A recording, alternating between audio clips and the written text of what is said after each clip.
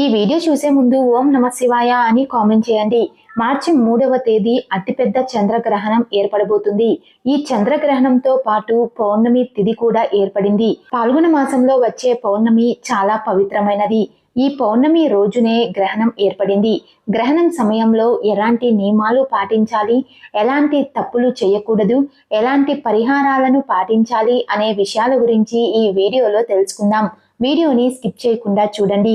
మార్చి 3వ తేదీ మంగళవారం రోజు కొన్ని నియమాలను పాటిస్తూ కొన్ని రకాల పరిహారాలను పాటిస్తే మీ ఇంటికి అఖండ రాజయోగం సిద్ధిస్తుంది. పౌర్ణమి తిథిని లక్ష్మీదేవికి అంకితం చేయబడింది. అందులోనూ గ్రహణం రోజున వచ్చే పౌర్ణమి ఇంకా శక్తివంతమైనది. మధ్యాహ్నం 3:20 నుండి సాయంత్రం 6:47 వరకు గ్రహణ సమయం ఉంటుంది. మన భారతదేశంలో కనిపించే సమయం మాత్రం 6:20 నుండి 6:27 మాత్రమే. 3:27 పాటు గ్రహణ సమయం ఉంటుంది. ఈ గ్రహణం సమయంలో ప్రతి ఒక్కరూ జాగ్రత్తగా ఉండాలి. లేకపోతే మీ జాతకంలో దోషాలు ఏర్పడతాయి. ఈ గ్రహణం ప్రారంభం కాకముందే భోజనం చేసేయాలి. అలాగే మీరు వండిన ఆహారం పైన తులసి ఆకులను కానీ గరికను కానీ వేయండి. లేకపోతే ఆహారం కలుషితం అవుతుంది. గ్రహణం సమయంలో పూజ గదిని మూసేయాలి. గ్రహణం సమయంలో దేవుడి పటాలను ముట్టుకోకూడదు. అలాగే దేవాలయాలకు వెళ్ళకూడదు. గ్రహణం పూర్తయిన తర్వాత ప్రతి ఒక్కరూ ఖచ్చితంగా తలస్నానం చేయాలి. అలాగే మీ ఇల్లంతా శుభ్రం చేసుకోవాలి. ఇల్లు మొత్తం శుభ్రం చేయలేని వారు ఇల్లంతా పసుపు నీళ్లను చిలకరించండి. అలాగే గ్రహణం పూర్తయిన తరువాత పూజ గదిలో ఉన్న దేవుడి పటాలను శుభ్రంగా తుడవాలి.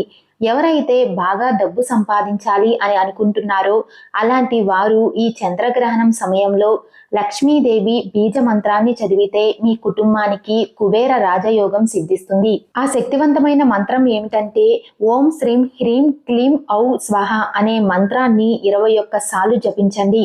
నెల రోజుల్లోనే ఆర్థిక సమస్యలన్నీ తొలగిపోయి ఆకస్మిక ధనలాభం కలుగుతుంది. ఇక పాల్గొన పౌర్ణమి సందర్భంగా ప్రతి ఒక్కరూ సాయంత్రం సమయంలో ఇంట్లో ఖచ్చితంగా దీపారాధన చేసుకోవాలి.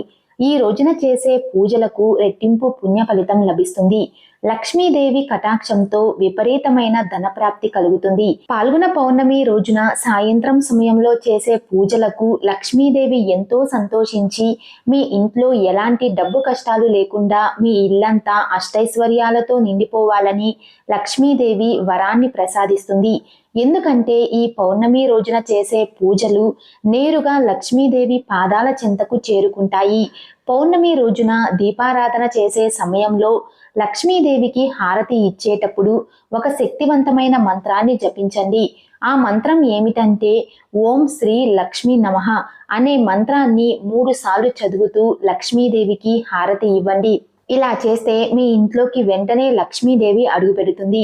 అలాగే మీ మనసులో ఏదైనా కోరిక ఉంటే ఆ కోరికలు వెంటనే నెరవేరాలి అంటే ఒక తెల్ల కాగితం తీసుకొని దానిపైన మీ కోరికను రాసి మీ పూజ గదిలో ఉన్న లక్ష్మీదేవి చిత్రపటం ముందు పెట్టి లక్ష్మీదేవికి నమస్కారం చేసుకుంటే మీ కోరికలన్నీ ఖచ్చితంగా నెరవేరుతాయి. ఈ పాల్గొన పౌర్ణమి రోజున సాయంత్రం సమయంలో ప్రతి ఒక్కరూ ఇంటి గుమ్మం ముందు 2 దీపాలు వెలిగించాలి.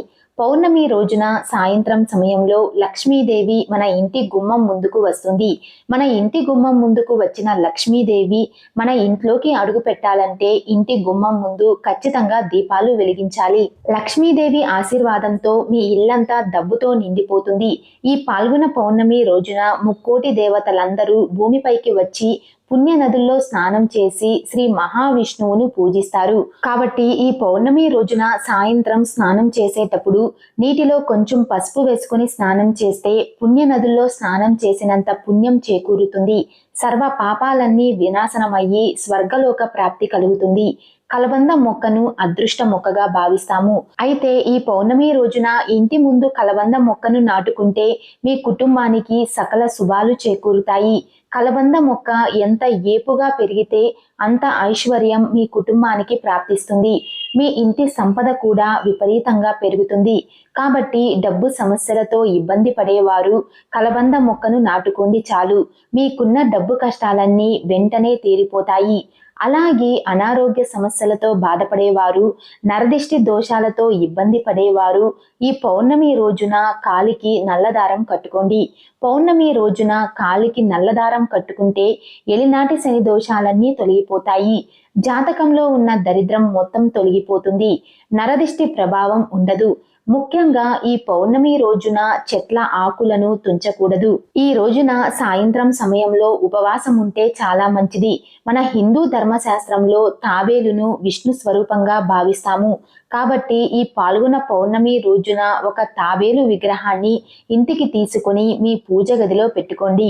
డబ్బు పరంగా మీ ఇంటికి బాగా కలిసొస్తుంది. విపరీతమైన అదృష్టం వరిస్తుంది. ఈ రోజున పొరపాటున కూడా జుట్టు కత్తిరించడం, గోర్లు కత్తిరించడం, గడ్డం తీసుకోవడం వంటి పనులు అస్సలు చేయకూడదు. ముఖ్యంగా పాల్గొన పౌర్ణమి రోజున ఎవరిపైన కోపం చూపించకూడదు. ఈ రోజున భార్యాభర్తలు బ్రహ్మచర్యం పాటించాలి. అలాగే ఈ రోజున తులసి చెట్టుకు నీళ్లు పోసి తులసి చెట్టు చుట్టూ 11 ప్రదక్షిణలు చేస్తే జీవితాంతం డబ్బు కొరత ఏర్పడకుండా ఉంటుంది. ఈ శక్తివంతమైన పాల్గొన పౌర్ణమి గడియల్లో లక్ష్మీదేవిని పూజించడం మాత్రం మర్చిపోకండి. ఈ వీడియో మీకు నచ్చినట్లయితే లైక్ చేసి షేర్ చేయండి. ఇలాంటి మరిన్ని అప్డేట్స్ కోసం మా ఛానల్ని సబ్స్క్రైబ్ చేసుకోండి.